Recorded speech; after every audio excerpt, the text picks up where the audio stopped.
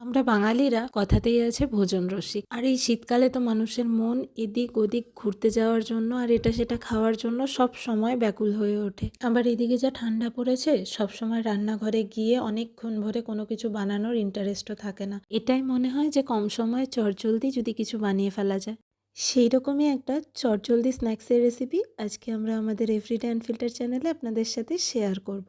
চলুন রেসিপিটা দেখে নেওয়া যাক। আজ আমরা বানাবো চিকেন স্যান্ডউইচ। আর চিকেন স্যান্ডউইচের চিকেনের স্টাফিংটা বানানোর জন্য প্রথমে আমরা এখানে নিয়েছি প্রায় 70 থেকে 75 গ্রাম মতন পনির। এখানে আমি আজকে পনির দিয়ে মেয়োনিজ করব। যদিও ডিম দিয়ে মেয়োনিজ করা যায়, কিন্তু সেটা খুব একটা হেলদি হয় না। আমি বাড়িতে এখন মেয়োনিজ করলে পনির, কাজু বাদাম এইসব ইউজ করেই করি। যদি আজকে কাজু বাদাম দিইনি, আমি এটা তন্দুরি স্টাইল মেয়োনিজ করব। তার জন্য আমি নিয়েছি পনির, আর তার মধ্যে দিয়ে দিলাম অল্প একটু হলুদ গুঁড়ো, লঙ্কা গুঁড়ো, আর দেবো গোলমরিচ গুঁড়ো, আর দেবো সামান্য একটু বিট নুন। আমি কিন্তু এখানে একটু ধনিয়া গুঁড়ো, চাট মশলাও অ্যাড করেছি। আর এখানে আমি বেশ খানিকটা সর্ষের তেল গরম করে নিয়েছি। তেলটা গরম করে নিতে হবে, কাঁচা তেল দেওয়া যাবে না। সেই তেলটা দিয়ে আমি এটার একটা পেস্ট করে নেব। যদিও আমি প্রথমে এর মধ্যে রসুন দিতে ভুলে গেছিলাম, কিন্তু এর মধ্যে কিন্তু কয়েক কোয়া রসুন দিতে হবে। এই ধরুন 7-8 কোয়া মতন রসুন দিয়ে সমস্ত জিনিসটার একটা পেস্ট তৈরি করে নিতে হবে। খুব একটা বেশি জল ব্যবহার করবেন না, পাতলা হয়ে গেলে ভালো হয় না।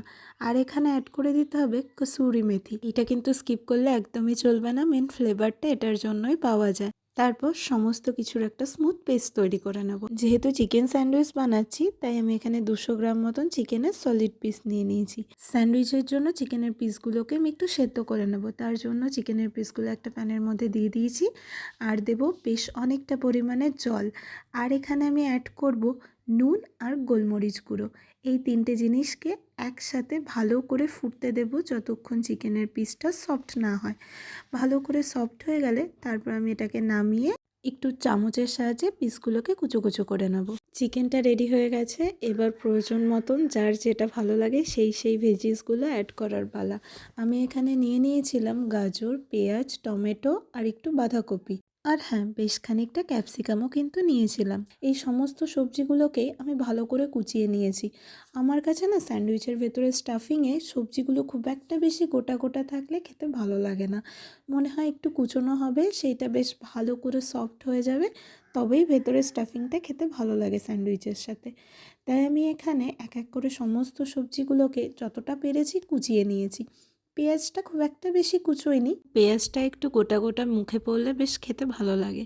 সমস্ত সবজিগুলো কাটার পর যখন প্লেটে রাখা হয়, প্লেটটা কি দারুণ দেখতে লাগে না? আমার মনে হয় শীতের সবজির এটাই স্পেশালিটি। সবজিগুলো কাটা হলে মোটামুটি সমস্ত কাজ কমপ্লিট। এবার এক এক করে সমস্ত স্টাফিংগুলো একসাথে করে নেওয়ার পালা। তার আগে ব্রেডের সাইডগুলো আমি একটু কেটে নিয়েছি। না কাটলেও হয়, আমি কয়েকটার কেটেছিলাম আর শেষের দিকে কাটিনি। আমার মনে হয় না কাটলে বেশি ভালো খেতে লাগে। আমি এখানে ব্রাউন ব্রেড নিয়েছি, কেউ যদি হোয়াইট ব্রেড ইউজ করতে চান সেটাও করতে পারেন।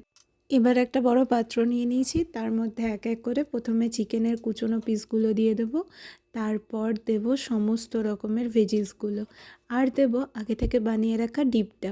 সেই ডিপটা দিয়ে দেওয়ার পর একটু অ্যাড করব গোলমরিচ গুঁড়ো, নুন আর টমেটো কেচাপ। আমি এখানে হট অ্যান্ড স্পাইস টমেটো কেচাপটাই নিয়েছি, খেতে বেশি ভালো লাগে। নর্মাল টমেটো কেচাপও ইউজ করা যায়। সমস্ত কিছু দিয়ে দেওয়ার পর চামচ দিয়ে ভালো করে সবগুলোকে একসাথে মিশিয়ে নেব। তাহলেই রেডি স্যান্ডউইচের স্টাফিং। এবার একটা একটা করে ব্রেড স্লাইস নিয়ে তার মধ্যে একটুখানি করে টমেটো কেচাপ স্প্রেড করে নেওয়ার পর স্টাফিংটা দিয়ে দেব। যার যতটা পছন্দ ততটা স্টাফিং দিয়ে করবেন, ওভারলোডেড হলে খেতে বেশি ভালো লাগে। স্টাফিংটা দিয়ে উপরে আরেকটাও ব্রেড স্লাইস, তার মধ্যে একটু টমেটো কেচাপ মাখিয়ে দিয়ে দেবো। তারপর একটা প্যানের মধ্যে একটু বাটার দিয়ে সেঁকে নিলে বা টোস্টার থাকলে তার মধ্যে গ্রিল করে নিলেই রেডি গরম গরম চিকেন স্যান্ডউইচ। স্যান্ডউইচগুলোকে কিন্তু এপিট ওপিট দুপিঠেই বাটার লাগিয়ে একটু বেশি করে সেঁকতে হবে, তবেই খেতে ভালো লাগবে।